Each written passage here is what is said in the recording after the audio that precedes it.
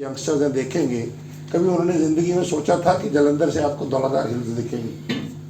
लेकिन कोविड के अंदर जब वो लॉकडाउन लगा, जो एनवायरमेंटल पोल्यूशन क्लियर हुआ, तो उसके अंदर हम जालंधर से धर्मशाला और उसके ऊपर धौलाधार हिल्स लगभग 100-150 किलोमीटर पड़ता है। रात आप देख पा रहे थे, आप ये रियलाइज कर सकते हैं कि कितना पोल्यूशन हो रहा है। और जो सबसे इम्पोर्टेंट चीज़ है कि ये साल में इस 3-4 महीने शोर मचता है, उसके बाद फिर सब भूल जाते हैं, अपने काम में लग जाते हैं। और ये 1 साल से इन्होंने पीछे 15-20 साल से हो रहा है। जो सरकारें हैं वो अपने आप को डिफेंड करती हैं, सरकारें अपने आप में कभी असली करती हैं, नकली करती हैं काम, लेकिन जो अपोजिशन है उसको irrespective of the parties political thing, because हम जो साइंस की जितनी मर्जी बात कर रहे हैं, जब तक हम उसको सोशल या राजनीतिक परिप्रेक्ष्य में लेके नहीं चलेंगे, उनका सोल्यूशन नहीं।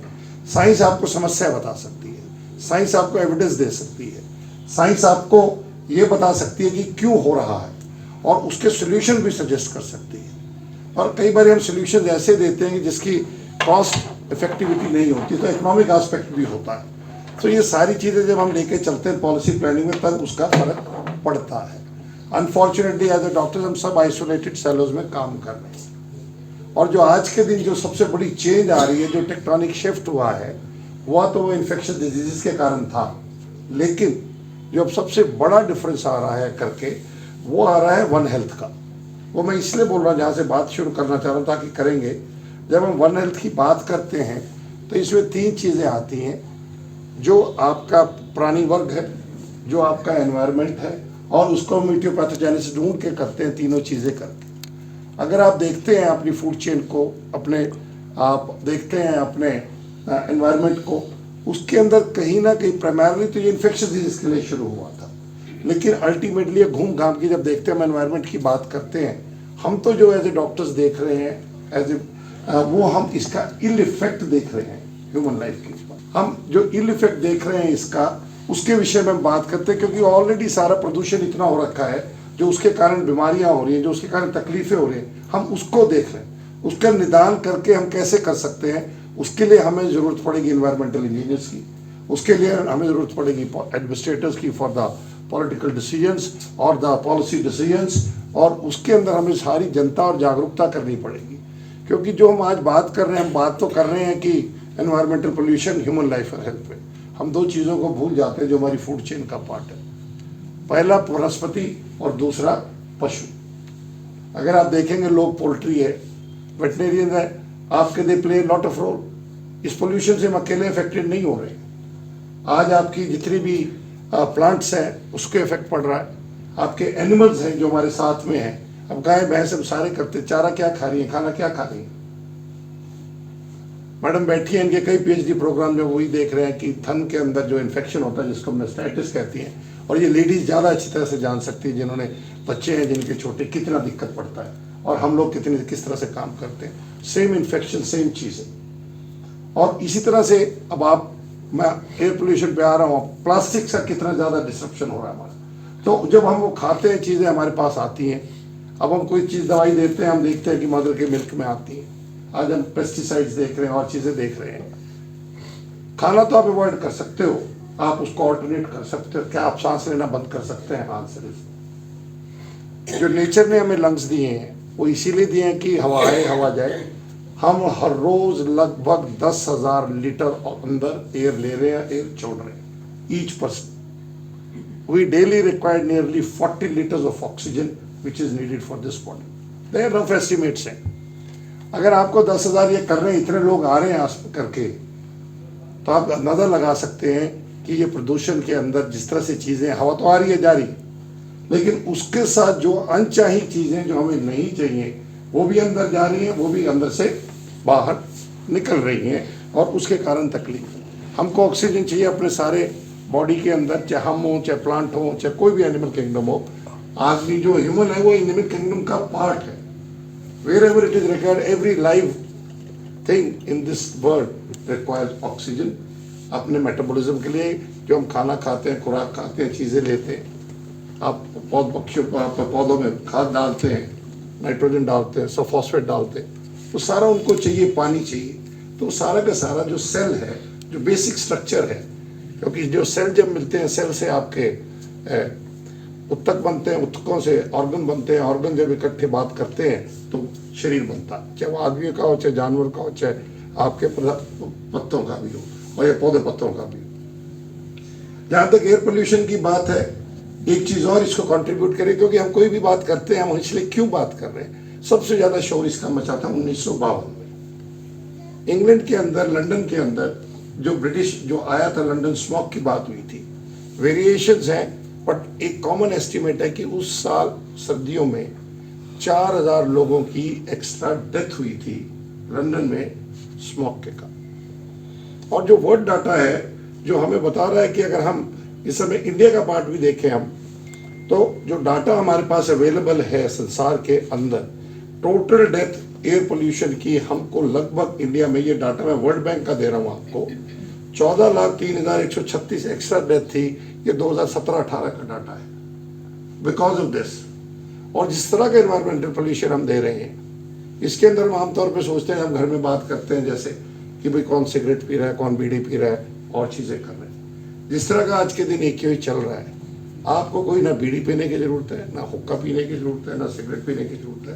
आप बगैर किसी के कहे जन कल्याण के रूप में आप 18 से 20 सिगरेट पर डे पी रहे हैं इस एनवायरमेंट के अंदर। उसके कॉन्सिक्वेंसेस क्या हो रहे हैं? उसके कॉन्सिक्वेंसेस हम सबको लगता है अभी सांस चढ़ रहा है, खांसी हो रही है, वो तो है, लेकिन ये जो वातावरण है, ये हवा या गैसों के कारण डिल्यूट खराब इतना नहीं हो रहा। इसमें कुछ एक और कण है जो सॉलिड कण है, जिनको हम पार्टिकुलेट मैटर बोलते हैं। अब ये पार्टिकुलेट जो मैटर है, इसकी ऊपर ये भी सांस के साथ अंदर आता है, सांस के साथ बाहर जाता है। जो हमारा, हम डॉक्टर्स ने हर चीज को छोटा छोटा डिवाइड कर लिया, उसका अपने एडवांटेजेस भी है, डिसएडवांटेजेस भी है।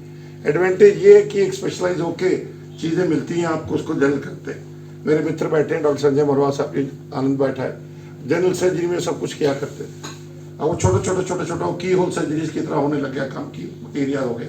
हमारे भी कोई कहता मैं गैस्ट्रोएंटरोलॉजिस्ट हूँ, कोई कहता मैं पल्मोनोलॉजिस्ट हूँ, कोई कहता न्यूरोलॉजिस्ट हूँ, पर बॉडी ऐसे बिहेव नहीं करती, एक ऑर्गन दूसरे से बात करता है। तो what we are finding is कि जो लोग सोचते थे कि पोल्यूशन से, और खास तौर पे एयर पोल्यूशन से हमारे सांस में शायद ब्रोंकाइटिस हो जाती है, अस्थमा हो जाता है, या कई बार नाक के अंदर छींकें आ जाती है, दिक्कत आ जाती है, वो गलतफहमी में।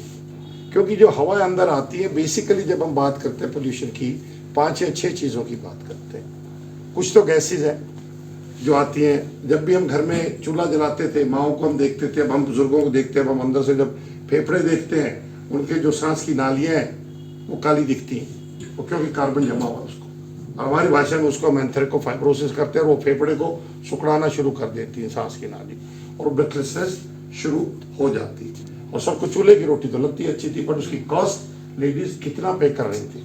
तो हम एनवायरमेंटल पोल्यूशन की जब भी बात करते हैं, दोनों तरह की बात करेंगे, आउटडोर पोल्यूशन, इंडोर पोल्यूशन, और दोनों चीज़ों की संख्या बढ़ती जा रही है। आउटडोर पोल्यूशन में ऑब्वियसली आप जब बात करते हैं, हम रिस्क फैक्टर्स की हम बात करते हैं या चीज़ें देख के चलते हैं, जो सिंगुलर चीज़ फ़र्क हुई है रोहतक में, जब डॉक्टर महेश सर को याद होगा, डॉक्टर नरोला को भी याद होगा, जो हमारे साथी हैं, रवि तो मुझसे 2 साल सीनियर थे, लेकिन जब तक हम आए सारे अस्पताल में हमारे पास हॉस्टल में 2 स्कूटर हुआ करते, वही सबका पब्लिक स्कूटर हुआ करते थे, कोई बैठता था चले जाता था। अगर आप मेडिकल कॉलेज में जाके देखें, ना तो स्कूटर रखने की जगह है, ना गाड़ी रखने की जगह है। शहर के अंदर मेडिकल कॉलेज में 3 या 4 प्रोफेसर के पास कार हुआ करती है, आज हर घर में 3-3 कारें हैं। पर चलती किससे कारें सारी की सारी कार्बन रिलेटेड फ्यूल्स पे चल रही है, जिसको हम फॉसिल फ्यूल कहते हैं, क्योंकि नीचे डीप है। उससे रेवोल्यूशन आया, इंडस्ट्रियल रेवोल्यूशन हुआ है, चीज़ें आई हैं, बेटर हुआ है, और उससे पहले था सारा कोल चलता था। तो जो वो कोल बेस, अगर आप देखेंगे, जो लोग पानीपत रहते हैं वहाँ पे मेगा थर्मल प्लांट बना हुआ है, और एक लोग हैं जो उनसे बिजली जो पैदा हो रही है हाइड्रो से, हाइड्रो की बिजली हमेशा मोर एनवायरमेंटल बेटर है आगे करने के लिए in terms of air pollution. लेकिन जो उसकी ब्लास्टिंग के साथ दिक्कतें आ रही हैं, सैंड आ रहा है और चीज़ें आ रही हैं, जब आप देखेंगे आंधी आती है तो कितना धूल और गर्द आता है, उसको हम हमेशा नज़रअंदाज कर देते हैं, क्योंकि ज़िंदगी में कोई चीज़ फ्री नहीं है, एवरीवे पे ऑफ इज देयर। तो जब ये एयर पोल्यूशन के कारण दिक्कत क्या आती है कि इसके अंदर carbon monoxide, sulphur dioxide, nitrogen dioxide, और साथ में ये जो सॉलिड मटेरियल है जिसको पार्टिकुलेट मैटर होता है, इसको बोलते हैं, इसकी एक्सेस पाई जाती है, और ये सारा कंबस्शन से होता है, खास तौर पे गैसेस का। आपने देखा होगा सरकार ने एज ए पॉलिसी मैटर जब दिक्कत आई तो सल्फर फ्री लेड, पहले तो लेड फ्री फ्यूल हुआ, तो उससे लेड की टॉक्सिसिटी जनरल पब्लिक कम हो गई। मैकेनिक्स में अभी भी जहाँ लेड ज्यादा है, हमने रोहतक में भी जब सर्वे किया था तो हिसार रोड पे मैक्सिमम इंसिडेंस था, क्योंकि जहाँ मैकेनिक्स थे, जहाँ पे ऑटोमोबाइल रिपेयर मैन्युफैक्चरिंग का काम चल रहा था। इसी तरह से जब हमने देखा तो MDU देखा, मेडिकल मोड देखा, भिवानी स्टैंड देखा, आपका हिसार रोड देखा, तो सबसे साफ जगह in terms of gases MDU campus था। और MDU कैंपस ही हर रोज आप बाहर जाएंगे, गेट नंबर, वो जो बड़ा वाला गेट है 14 सेक्टर के आगे, वहाँ इनका डेली लिखा आता है एनवायरमेंट में कितना पार्टिकुलेट मैटर है, कितना सल्फर डाइऑक्साइड है, कितना ऑक्सीजन। लेकिन जब हमने पार्टिकुलेट मैटर देखा, क्योंकि कंस्ट्रक्शन एक्टिविटी उस समय चल रही थी, वो बहुत हाई था, गैसेज नहीं थी, लेकिन पार्टिकुलेट मैटर जो उनसा था, जो सैंड था या उसके महीन कण थे, वो MDU में ज्यादा थे। और उसकी क्या इंपॉर्टेंस है, गैसेज तो हमारे को इरिटेशन करती हैं, उससे आपके आंखों में लाल रेडनेस हो जाती है, इसको हम कंजक्टिवाइटिस से इरिटेशन होती है। नाक के अंदर वो जाती है तो नाक को इरिटेट करती है, तो नाकों में छींक आएगी, नाक में ऑब्स्ट्रक्शन आएगी, नाक से पानी बहेगा, सांस की दिक्कत पड़ती है। और जब फेफड़े में जाती है तो उसके कारण हम ब्रोंकाइटिस कहते हैं, केमिकल ब्रोंकाइटिस। और किसी को बहुत ज़्यादा इकट्ठी हो जाती है, जिस तरह पीछे हमारे पास एक इंडस्ट्रियल एक्सीडेंट के बाद आए थे, 3 से 4 लोग आए थे, सबको फेफड़े के अंदर गैस ने जाके डैमेज किया था, और उसकी रिपेयर में टाइम लगता है, तो उसको हम एक्यूट लंग इंजरी बोलते हैं, और वो ARDS तक चला जाता है, धीरे धीरे फिर वो रिकवर करता है, हफ्ता 10 दिन लगता है उसको, लेकिन कुछ ना कुछ अपना उसके ऊपर छाप छोड़ जाता है, तो कई बार लोग नॉर्मल नहीं हो पाते और सांस चढ़ता रहता है। जहाँ तक ये पार्टिकुलेट मैटर्स की बात है, इनके हम साइजेस करते हैं, जिसको हम एरोडायनेमिक डायमीटर्स बोलते हैं, AODs बोलते हैं। और इस डायमीटर में जब हम सांस लेते हैं, देखिए कुदरत ने क्या खूबसूरत चीज़ बनाई है, हम उसको नज़रअंदाज कर देते हैं। लोग कहते हैं जी नाक अलग, हमने ENT बना दिया, सांस बना दिया, हमारा पल्मोनोलॉजी बन गया। लेकिन अब सबको समझ में आने लगा कि 1 एयरवे 1 डिजीज। और आँख के अंदर आप देखेंगे सबके बाल होते हैं, खूब होते हैं बाल, कोई कहते हैं यहाँ ठीक नहीं लग रहा, वो नहीं लग रहा। वो एक तरह से छननी का काम करते हैं, फिल्टर का काम करते हैं। जो आपके पर्टिकुलेट मैटर्स 10 माइक्रोन से ज़्यादा, उसका साइज हम नापे हुए हैं अब सारे के सारे स्पेक्ट्रोफोटोमेट्री से और चीज़ों से, अगर वो 10 माइक्रोमीटर से ज़्यादा आता है तो नाक से आगे जाता ही नहीं है, वो वही रुक जाता है। इसलिए आपने देखा हो जब पोल्यूशन ज़्यादा हो लग रहा हो और आप नाक अपना ब्लो करो तो काला काला रंग आता है सारा, वो सारे पार्टिकल वहाँ लग जाते हैं, जो आप छींकते हैं करते हैं तो बाहर निकल जाते हैं। लेकिन वो लोकल रिएक्शन तो करते हैं, इसलिए कई लोगों को आपने देखा होगा नाक बहना शुरू हो जाता है, छींकें आनी शुरू हो जाती हैं, और लोग कई बार खांसी भी हो जाती है उसके कारण जाके।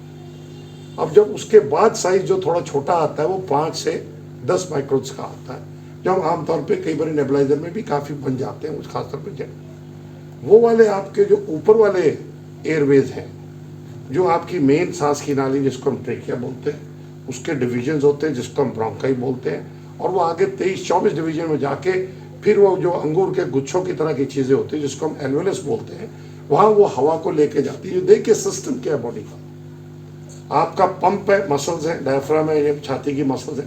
जब आप लंबा सांस खींचते हैं तो नीचे का डायमीटर बढ़ता है, आगे का बढ़ता है, तो उससे हवा करने के लिए प्रेशर डिफरेंस आता है। तो ये हवा उन नालियों की तरह मूव करती हुई, ये आप तरह से कैनाल इरिगेशन सिस्टम को अगर मैं क्रूड रूप में बोलूँ, ये प्रैक्टिकली उसी तरह का सिस्टम है। Main canal, then division of canal, और बाद में जाके सारे के सारे अल्टीमेट जवाहों में कन्वर्ट हो जाती है, छोटा छोटा हो जाता है। अब ये करती क्या है कि जब ये गैसेज अंदर जाती हैं, ये पार्टिकुलेट मैटर अंदर जाते हैं, तो ये कहीं ना कहीं जाके डिपॉजिट हो जाते हैं। जब वो डिपॉजिट होते हैं फॉरेन बॉडी, अगर आपके गले में तो खांसी उठती है, तो खांसी यहाँ भी उठती है। ब्रोंकस बोलते हैं अंग्रेजी में, तो इसको ब्रोंकाइटिस बोलने लग गई, उसकी इन्फ्लेमेशन होगी। इसी तरह से नीचे कईयों को दमा हो, शारीरिक प्रवृत्ति जो एनर्जीज होती हैं, जब उसके साथ होता है तो ये डबल हो जाता है। तो इसलिए आपने ये देखा हो कि जब भी ये पोल्यूशन होता है कि जिन लोगों को ब्रोंकाइटिस होती है, चाहे वो सिगरेट स्मोकिंग से हुई हो या और एनवायरमेंटल फैक्टर से हुई या अस्थमा हो, उनके सिम्टम बिगड़ जाते हैं और वो आपके पास लगभग आना शुरू हो जाते हैं कि सब ठीक ठाक थे, पिछले 10-15 दिन से होगा। जो पॉलिसी मेकर दे ताकि उन पर कोई उंगली नहीं उठाए, वो कहेंगे जी हो सकता है वायरल इन्फेक्शन हो, वैसे किया हो, आप तो बात कर रहे हैं। वो मैं इसलिए बोल रहा हूँ कि आपको याद होगा खूब हो हल्ला मचा था कोविड में कि बगैर ऑक्सीजन की डेथ होगी। मेरी हेल्थ सेक्रेटरी से 10 मिनट तक बहस हुई how can you prove that oxygen के कारण डेथ नहीं हुई? Because they have to save the skill. कायदा तो ये कहते थे कि एक्सेप्ट करते हैं, हाँ भाई हमें दिक्कत है, चैलेंज है, नहीं आ पा रहा, तो that may have contributed to, तो बीमारी के कारण नहीं। अरे भैया बीमारी के कारण चाहे हुआ, लेकिन ऑक्सीजन चाहिए तो चाहिए थी उस फेज को देखने के लिए। तो इसी तरह की चीजें अब यहाँ पे जब हमारे पास आते हैं, जब पेपर वाले भी डाटा मारते हैं, दिक्कत देते हैं, लेकिन हमारे पास जो सॉलिड डाटा है, इस मामले में स्टडी दिल्ली में हुई थी, उसके अंदर all India institute, Patel chest और 2 प्राइवेट सेक्टर्स के साथ उन्होंने मिलकर दिल्ली गवर्नमेंट ने कहा था करने को। आप विश्वास नहीं करेंगे, इस पीरियड के अंदर लगभग 35 से 40% एक्स्ट्रा हॉस्पिटल एडमिशंस या कंसल्टेशंस हुआ। पीरियड कब? अक्टूबर, नवंबर, दिसंबर, स्कूल के बच्चों में। मैं एडल्ट की तो बात ही नहीं कर रहा, स्कूल चिल्ड्रन का, कि उनको ब्रोंकाइटिस हुआ, ब्रेथलेसनेस हुआ, पेरेंट्स वेंट फॉर इट, और आईसीयू एडमिशन लगभग 1/4 इंक्रीज हो गया। Practically 1 in 4 if you see it was having this problem. अगर ये भी पब्लिक पॉलिसी नहीं है तो फिर क्या करें? हमें इसलिए जनता को खुद संभलना पड़ेगा। अब शहर देख लीजिए, बड़ा सिंपल सा एग्जांपल, रात को सरकार घुमा रही है पिछले 15-20 साल से सफाई करने के लिए मेन रोड से। आप शाम को जाके देखिए, और मैं ये नहीं कह रहा दुकानदार सारे सड़क के ऊपर डाल देते, इसका समस्या का समाधान क्या है? सरकार पॉलिसी बना के दे सकती है, इम्प्लीमेंटेशन करा सकती है, लेकिन हमें सिटीजनशिप भी तो सीखनी पड़ेगी कि हमको कैसे करना है। ठीक है, आज के दिन वर्क की मजबूरी है, पब्लिक ट्रांसपोर्ट है, जो निदान में अभी आऊंगा उसके ऊपर, लेकिन जब ये ब्रोंकाइटिस और चीजें होती है उस समय सबको परेशानी हो रही होती है। जितने आजकल गूगल देवता वाले बच्चे हैं, पढ़ रहे हैं, सारे जो गूगल जनरेशन में, all will cry about it, this is what is happening. Have they able to change their lifestyle and reduce their consumption? Answer is no. Now we are all talking about electrical vehicle, very good.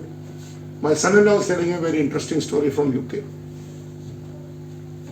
क्यों कहता कि जी बाकी तो pollution कम हो गया, अब उनकी दिक्कत दूसरी आनी शुरू होगी। दिक्कत क्या आनी शुरू हुई कि सर आप गाड़ियां खड़ी करते हैं, गाड़ी का वजन 100 किलो था, वो 130 हो गए। जहां वो पार्किंग करते थे, क्योंकि पार्किंग उनके वहां पे स्टील स्लॉट्स बने हुए हैं, वो बैठने शुरू हो गए। उसके बाद जब उसको डिस्पोजल करोगे, उसके आप पोल्यूशन को कैसे डील करोगे? क्योंकि निकल कैडमियम की, इसलिए वो कह रहे हैं जी प्योर फ्यूल लेके आओ, चेंज करो।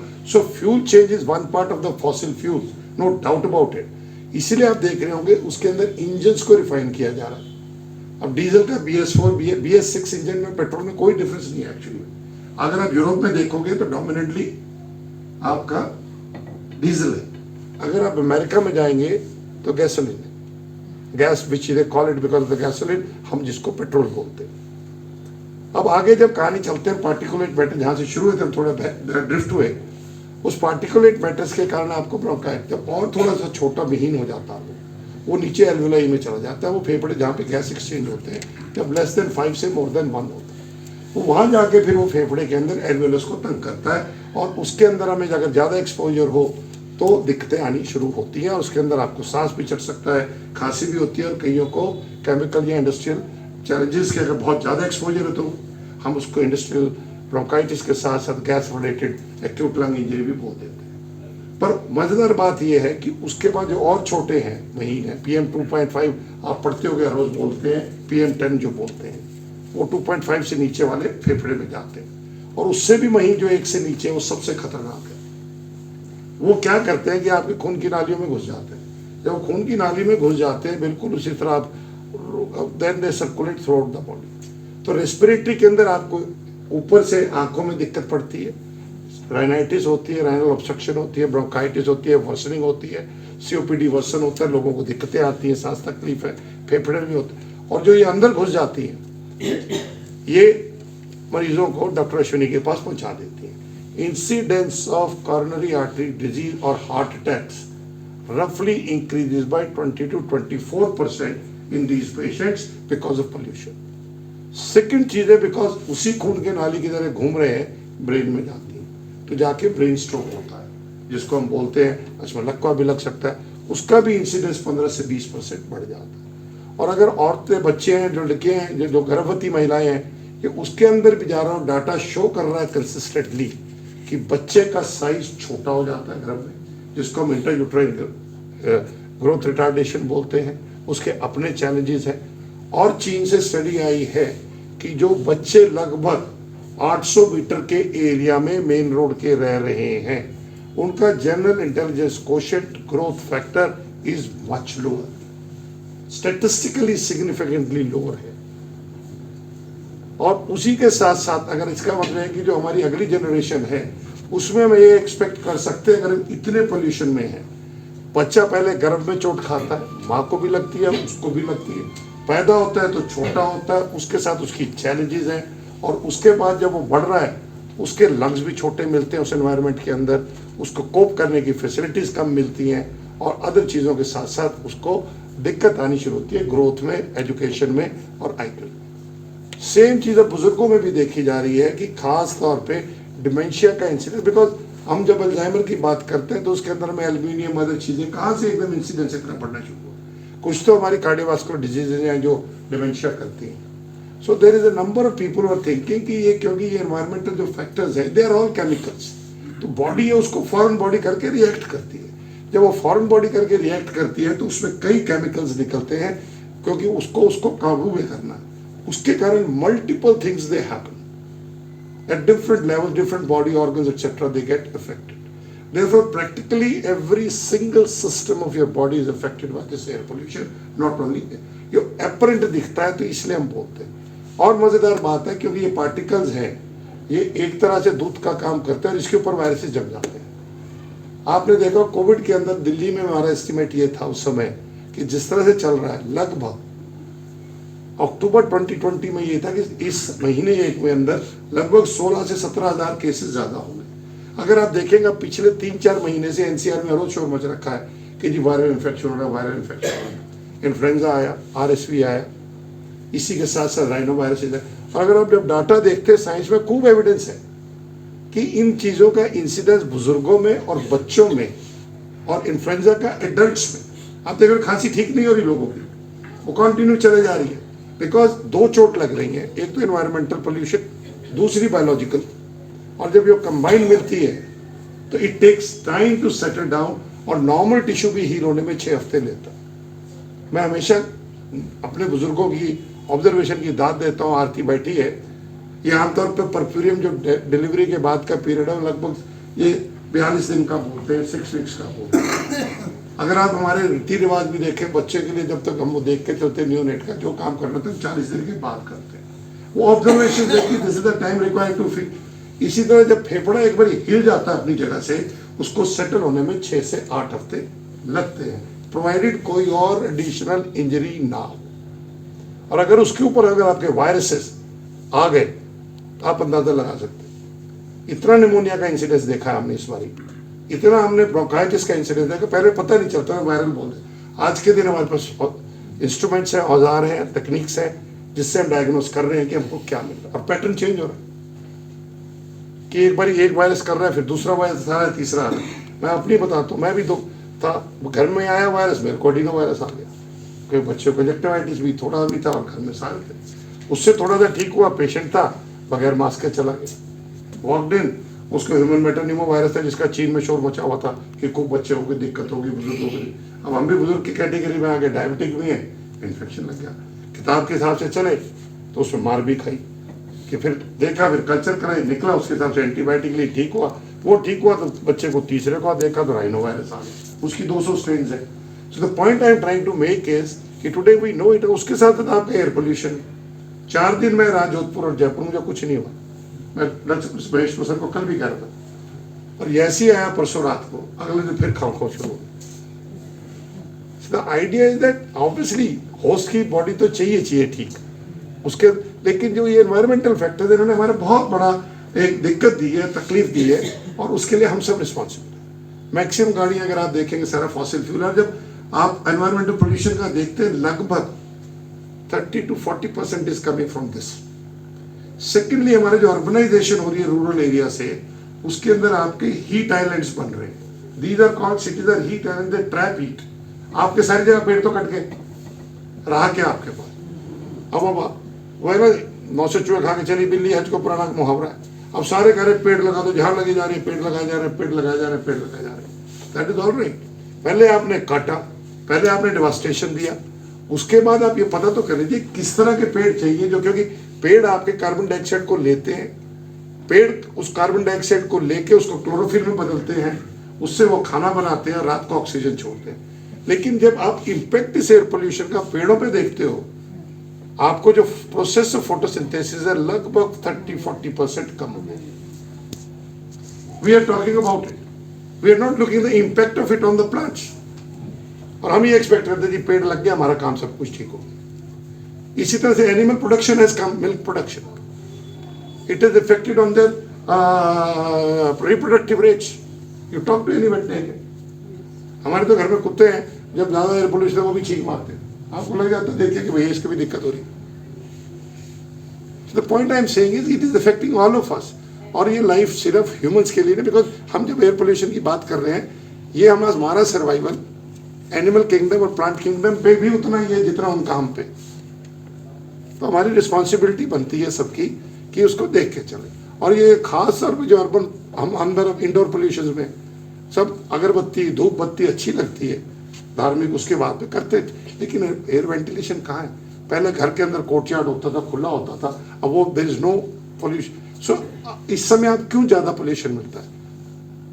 दिवाली के अगले दिन आप देखिए सर, सारा के सारा, मैं उस दिन लखनऊ था, वहाँ AQI एक वर्ड आप काफी सुनते हैं, 54 लिखा हुआ था, एयर क्वालिटी इंडेक्स। वहां पे 18 किलोमीटर की विजिबिलिटी थी। जब हम दिल्ली पहुंचे 540 किलोमीटर का रास्ता है, हवाई जहाज से ऊपर आपको 1500 मीटर की विजिबिलिटी थी।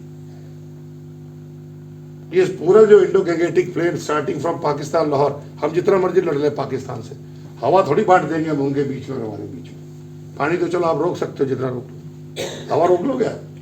ये whole of this Indo Gangetic plain अगर आप देखेंगे हमारी एयर हैजार्डस है। वो कैसे हमें पता चल रहा है? मैडम बैठी है यहाँ पे, AQI के अंदर one of my very close friends and who has been writing so much, जिनका इंडियन एक्सप्रेस में पेपर आग की तरह जो स्टेटमेंट था वायरल हो गया, डॉक्टर GC खिल्लानी। उन्होंने कहा था जिसको भी सांस की दिक्कत है, बच्चे छोटे, अगर दिल्ली छोड़ के जाना चाहे तो बात चले। वो हंस रहे थे, कहते मैंने कहा कुछ और था, बना कुछ और। मैंने कहा but your thing made an impact, sometimes wrong interpretations are good but it's a fact. Lot of people I met Jodhpur, one lady was a professor of community medicine. I said, why you left Delhi? And says कि sir मेरे बच्चों को दिक्कत हो रही थी, सांस में मुझे जॉब मिली, मैं छोड़ के आ गया। So people are thinking that way. अब आप पहाड़ों पे इतने लोग चले गए, वहां भी वही हाल शुरू हो गया। So end of the day major problem for us is our human population, but having said so the way they are using the resources that is contributing very significantly to that. मैं आपको तो कह दूं कि मैं जब खुद ही नहीं छोड़ सकता, आपको क्या कब छोड़ूं? तो इसलिए probably things have to start from the school time, telling them multiple interventions have to be required together। और जो मैं AQI की बात कर रहा था, जिस तरह हिंदुस्तान में हम जगह गए कि बिल्ली वाली अप्रोच है, कबूतर और बिल्ली, आंख बंद कर लो बिल्ली है ही नहीं। हिंदुस्तान में आपका AQI 500 से ऊपर नहीं दिखाता आपको, इन्होंने सारे मीटर ऐसे फिक्स कर। और जो वर्ल्ड के अंदर डाटा PPM का है, पार्टिकुलेट मैटर 2.5 का 15, हमने 50 रख दिया। इस समय मैं सुबह रोहतक का देख रहा था, आज रोहतक का सुबह का AQI 282 था और PPA कंटेंट 125 था, which is officially we should not have more than 50, and if I go by the European standard, not more than 50. So all of us are inspiring and expiring the same year. तो इसमें 5 parameters हैं जो PM10, PM2.5, carbon monoxide, आपका NO2 and SO2 ये लेते हैं। Sulphur तो अब आपका सल्फर फ्री फ्रूट होना शुरू हुआ है, अब कम हो गया है, तो उससे फर्क पड़ता है। अब इथेनॉल जो हम डाल रहे हैं उसका क्या इम्पैक्ट पड़ेगा तो टाइम बताएगा। स्टडीज कहती है कि शायद ना पड़े, लेकिन इसका दूसरी चीज़ों के ऊपर इम्पैक्ट पड़ता है। सो नटशल में अगर आप मुझसे पूछेंगे कि एयर पोल्यूशन से ना ही आपके रेस्पिरेटरी सिस्टम को दिक्कत है, आपके हार्ट को दिक्कत है, आपके ब्रेन को दिक्कत है, आपके जो गर्भवती औरतें हैं उसके अंदर बच्चों को दिक्कत है, और उसके बाद बुजुर्गों में सांस और उसकी दिक्कत के अलावा इंक्रीज रेट ऑफ इन्फेक्शंस है वायरसेस का और निमोनियाज का, तो आपके रिसोर्सेज हैं, they are more utilised towards it which could have been used otherwise. तो इसलिए हम सब की अब जिम्मेदारी बनती है, अगर हम छोटे अमाउंट में, जैसे आपका मैंने कचरा प्रबंधन ही का, वो खुले में डाल के आग लगा देते हैं, that is in Delhi contributing 8% to the total हो, 4 to 8% के बीच में कॉन्ट्रीब्यूट कर रहा है। अगर आपका जो पानी का, तो मैं बोल नहीं रहा, प्रैक्टिकल इस बार आप देखिए शहर में पानी का क्या हाल था। लोगों के पास जॉन्डिस, लोगों के पास typhoid fever, amoebic liver abscess, पता नहीं क्या क्या जो सिर्फ रूट से बीमारियां थी वो देख रहे हैं। तो इसलिए पोल्यूशन, एयर पोल्यूशन तो है ही इम्पोर्टेंट, लेकिन उसके साथ साथ सिर्फ यह है कि हम सांस लेना नहीं रोक सकते। दूसरे में आप सबका, जैसे हम बात करते हैं आरओ का, अगर आपने फिल्टर चेंज नहीं किया 6 महीने के अंदर, जो टाइम ड्यूरेशन है किया, it is good for nothing. Therefore best is to have boiled water at home, और उसके लिए भी एनर्जी चाहिए। चूल्हे से तो हम आ गए हैं आप एलपीजी पे, लेकिन इंडोर पोल्यूशन की ओर भी प्लीज ध्यान दीजिए। हर एक को घर में ड्रगेट लगाने बड़े अच्छे लगते हैं, पर्दे हैवी लगा के फर्श, सब में मिट्टी आती है, और उस मिट्टी के साथ साथ हाउस डस्ट माइट है और चीजें हैं। हम तो एस्थमेटिक को पहली चीज यही बोलते हैं कि भैया घर से जितने गलीचे सब निकलवाओ, वो बहुत जरूरी है। तो होम पोल्यूशन, जो इंडोर पोल्यूशन है, उस पर भी ध्यान दीजिए, क्योंकि इसके कारण लॉन्ग टर्म इफेक्ट जो मैंने नहीं बोला था अभी तक, लास्ट में बोल रहा हूँ, वो है लंग कैंसर। हमें नॉन स्मोकर लंग कैंसर 30% में मिल रहा है, इतना ज्यादा एडिनो कैंसर वो लेडीज इन, हमने 25 साल से लेके, कभी सोचा ही नहीं था 60 साल 70 साल से पहले लंग कैंसर मिलेगा। अब हमें मिल रहे हैं, बच्चे आ रहे हैं। कोई 25 साल का अभी पीछे डायग्नोज किया, 22 साल का लड़का था। ठीक है, जेनेटिक म्यूटेशंस होती है, मना नहीं करता। और लेडीज में खास तौर पे जो नॉन स्मोकर हैं, उसमें हमें 30% आज ब्रोंकाइटिस सीओपीडी का इंसिडेंस नॉन स्मोकिंग लंग्स में है, और पोल्यूशन का बहुत बड़ा रोल है, huge role of pollution in it. और आप टोटल कंट्री की 5% एकरी पॉपुलेशन को सीओपीडी है, और 140 करोड़ में 5% लगा लो, कितने आदमी हो? 7-8 करोड़ आदमी हो। 17% को फीस होती है बच्चों में, अगर आप 40% भी बच्चों का लगा लो, हमारी सो कॉल्ड जनरेशन थी 18% 40% पे आप निकाल लो कितना। So it's a huge number which is coming up to us, लेकिन हमें इसका सोल्यूशंस देखने हैं सर, इसका साइंटिफिक तरीके से करना है। अब कचरे की जगह कचरा प्रबंधन में आप पिट्स बनाइए, कंपोस्ट खाद बनाइए, 10 जगह और काम आएगी। केमिकल्स का we have to ensure it sustainability. हम अपने बच्चों को क्या दे के जाएंगे, अपने पोते पोतियों को, नाती नातियों को क्या दे के जाएंगे, वो हम सबको सोचना है। और पॉलिसी मेकिंग के अंदर गवर्नमेंट के साथ बैठ के हमें एक्चुअल फील्ड से डाटा देना, जो काफ़ी है डाटा इस समय। और अगर ultimately it all depends up to what we are looking, क्योंकि सस्टेनेबिलिटी के लिए इन चीज़ों का पॉसिबल नहीं है। I will rather prevent far more money in prevention than spending on cure. And we all know in India 40% of the people last 5 years में maximum खर्चा हर जगह, और they can become poor because out of pocket expenditure बहुत ज़्यादा है। ठीक है, स्कीम्स आई हैं आपकी PMG etcetera and all, but still they can not cover the amount of the cost which is there. With these things, I think if any questions will be there, I will be more than happy to answer. Thank you very much.